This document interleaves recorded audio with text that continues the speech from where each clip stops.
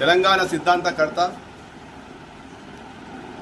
తెలంగాణ సాధనే జీవిత ధ్యేయంగా పుట్టుక నుండి గిట్టుట వరకు అని చెప్తాం మనం.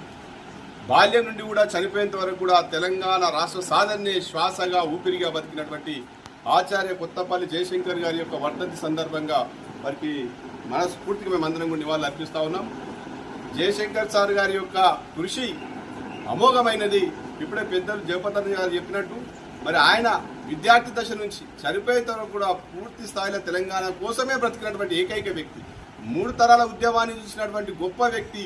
ఆ 3 తరాల ఉద్యమాన్ని స్ఫూర్తి పొందడమే కాకుండా లక్షలాది మంది యువతం, లక్షలాది మంది మరి విద్యార్థులకు ఎంతో నిర్బంధం ఎదురైనప్పటికీ 1969 ఉద్యమం కావచ్చు, అంతకంటే నాన్ముల్కి ఉద్యమం కావచ్చు, తెలంగాణ రాష్ట్ర సాధన ఉద్యమం కావచ్చు, మరిదశ పోరాటంలో కేసీఆర్ గారు వెన్నంట కావచ్చు, అహర్నిశలు తన పడుకున్నా, నిద్రపోయినా, మెలుకున్నా, తింటున్నా, నీళ్ళు అవుతున్నా కేవలం తెలంగాణ గురించి ఆలోచన చేసినటువంటి గొప్ప వ్యక్తి ప్రొఫెసర్ జయశంకర్ సార్. మరి వారి లోటు మనకు భరించలేనిది. అంటే వారు ఏదైతే తెలంగాణ రాష్ట్ర సాధన అయిన సందర్భంలో వారు మన మధ్య లేకపోవడం బాధాకరమైన విషయం. తప్పకుండా ఈ సూర్యచంద్రుడు ఉన్నంత కాలం వారి యొక్క తెలంగాణ వారు చేసినటువంటి కృషి, వారు మనల్ని ముందుకు నడిపించినటువంటి విషయాన్ని మనం ఎప్పుడు కూడా మర్చిపోము.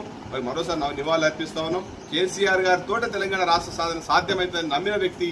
ఎన్ని రకాలైనటువంటి నిర్బంధాలు సమైక్య రాష్ట్రం ఎదురైనప్పటికీ కూడా మొక్కవని ధైర్యంతో కేసీఆర్ గారిని ముందుండి నడిపించి, కేసీఆర్ గారు వెంట మరి దేశంలో ఉన్నటువంటి 33 జాతీయ పార్టీలు, రాష్ట్ర పార్టీలు అందరినీ కూడా ఒప్పించి తెలంగాణ రాష్ట్రానికి ఒక మార్గాన్ని, ఒక రోడ్ మ్యాప్ తయారు చేసినట్లు కీలక పాత్ర పోషిస్తున్న జయశంకర్ సార్కి తప్పకుండా యావత్ తెలంగాణ జాతి ఎప్పటికి కూడా రేపడి ఉంటుంది. ఆ సార్ యాదిలో మేము ఉంటాం.